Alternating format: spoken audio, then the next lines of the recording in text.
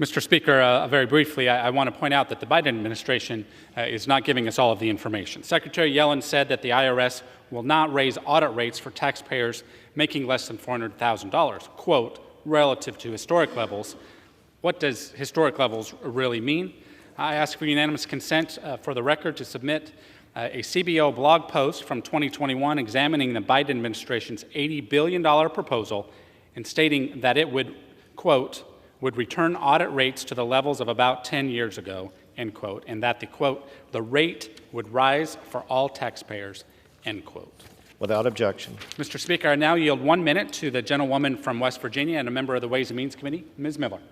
Thank you, Mr. Gentlelady Speaker. from West Virginia is and recognized. I thank the gentleman from Nebraska.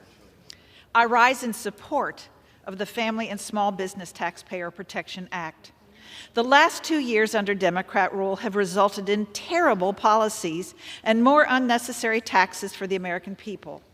Americans have been feeling the weight of destructive policies since their first day in power, and now it's time for our Republican majority to fix this mess. The pressure on American taxpayers has continued to increase since the passage of the so-called Inflation Reduction Act, when they gave $80 billion of new funding for the IRS to hire the 87,000 new agents to needlessly audit families and small businesses who are forced to fund the out-of-control spending and misguided Green New Deal priorities.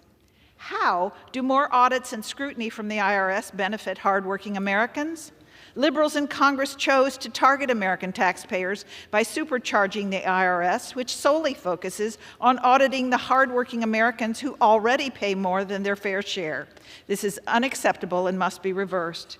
Through the Inflation Reduction Act, Democrats used the tools of the IRS as a means to increase reckless spending. Yield back. I reserve. Gentleman reserves. I'll note the gentleman has 16 minutes left, and the gentleman from Massachusetts has 17 and a half.